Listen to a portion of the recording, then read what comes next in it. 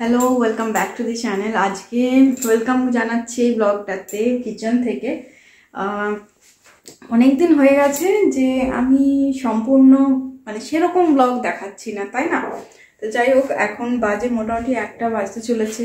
আর দুধটা অ্যাকচুয়ালি গরম করা হয়নি, তো ভাবলাম দুধটা গরম করতে বসাই। আর আমি ভেবেছি এবার দুধ গরম বসাতে বসিয়ে দিয়ে দুধ গরম বসাতে কি বলছি, হ্যাঁ, দুধ ফোটাতে বসিয়ে দিয়ে গিয়ে কি বলছি আমি দুধ দুধ বসিয়ে দিয়ে গিয়ে আমি আর অন্য রুমে যাব না, কারণ কালকে একটা কাণ্ড হয়েছে।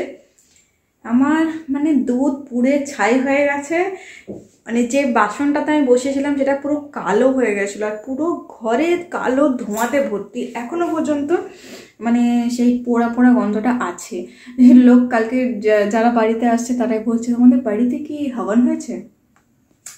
তো ফাইনালি আমরা যাচ্ছি পরশু। আমাদের ফাইনালি হয়েছে, টিকিট হয়ে গেছে, বাড়ি যাচ্ছি।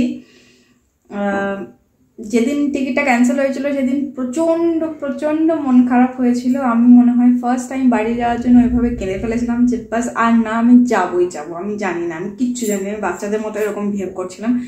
বাট কাজ, অফিস, এর কাছে কারোরই হাত নেই, কিছু করার নেই।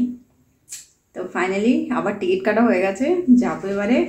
বাস কয়েকটা জিনিসপত্র এখনো পর্যন্ত গোছানো বাকি আছে, কারণ বাচ্চাদের বাচ্চাদের জামা কাপড় শীতকালে হোক বা এমনিকালেই হোক না কেন, এন্ড ডে অবধি গোছানো থেকে যায়, কারণ সেগুলো ডেলি বেসিসে পড়ছে। আর ছোটো বাচ্চা যেহেতু কতবার তো জামা চেঞ্জ করতে হয়।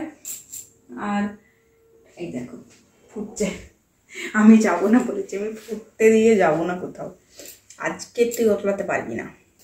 আর বলো, এই ঠান্ডায় তোমরা কেমন আছো? কালকে চেরি স্কুলের এক্সামের ফাইনাল এক্সামের রুটিন দিয়ে দিয়েছে, শিডিউল দিয়ে দিয়েছে। 21 তারিখ থেকে এক্সাম আছে। আমাদের যাওয়াটা একটু লেট করে হয়ে যাচ্ছে। অনেকে বলছে যে একবারই এক্সাম করে আসতে পারতে, বাট আর কি বলতো, আর আমার পেশেন্স লেভেল নেই, একটু এক্সস্টেড হয়ে আছি, একটু চেঞ্জ আমার দরকার। গত 1.5 বছর ধরে বাড়ি যাইনি, তো দূরের কথা, আমি ঘর থেকেও সেরকমভাবে বেরোতে পারতাম না। তো বাস সেরকমভাবে বেরোতে পারতাম না। কাজের জন্য বেরোনো হতো, ডক্টর দেখানো, ছেলেকে আনতে যাওয়া, এগুলো হতো, কিন্তু যে মাইন্ড ফ্রেশ করে ঘুরতে যাওয়া সেরকমভাবে হতো না। যাই হোক, কিছু প্যাকিং বাকি আছে, সেগুলো একদম তোমাদের সঙ্গে দেখাচ্ছি। চেরি বলছে ও ট্রলি ব্যাগটা নিয়ে যাবে, কিন্তু অলরেডি মায়ের 2টো ব্যাগ, আমাদের 2টো ব্যাগ, আবার যদি চেরির ব্যাগ থাকে, ও তো আর নিয়ে বইবে না। চেরি নিচে গেছিলো, এসে গেছে, আসছি, দেখছো।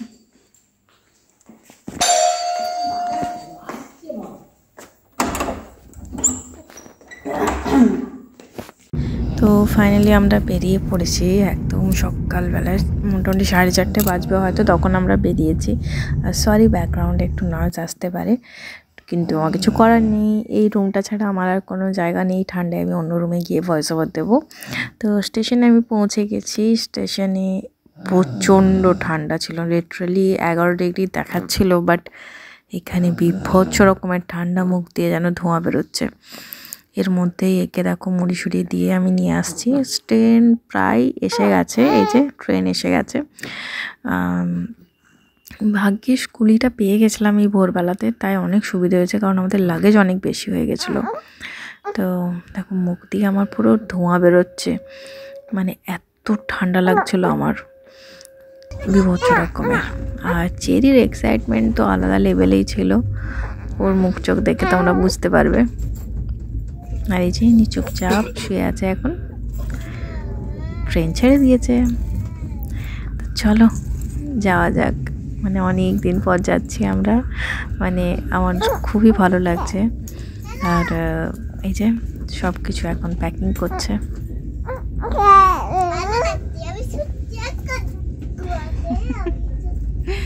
সকাল সকাল, এত সকাল সকাল উঠে গেছে, কিন্তু দেখো দুজনের মধ্যে কারোরই যেন চোখে ঘুম নেই। তো দুজনে বেশ খেলা করতে করতে যাচ্ছে। আর দেখো এও দেখছে, দেখতে পাচ্ছ, চেরির খুব মজা পাচ্ছে। Cherry, high.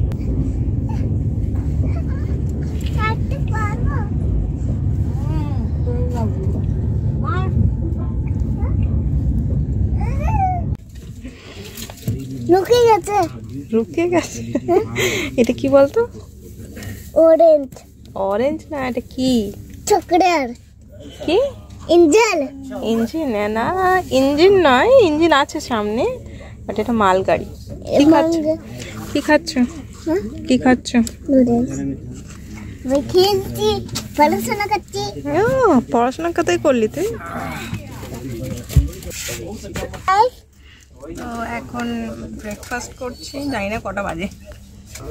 হ্যাঁ, তো মাঝখানে দাঁড়িয়ে গেছিলো একটা জায়গায়, জানি না এখন কটা বাজে। ব্রেকফাস্টে সিম্পল যেরকম বাঙালিদের ব্রেকফাস্ট হয়, পাউরুটি, ডিম আর কফিও আছে। এই যে ব্রেড, বাটার, এগ। চিনিটা কই সুকান্ত? দাও।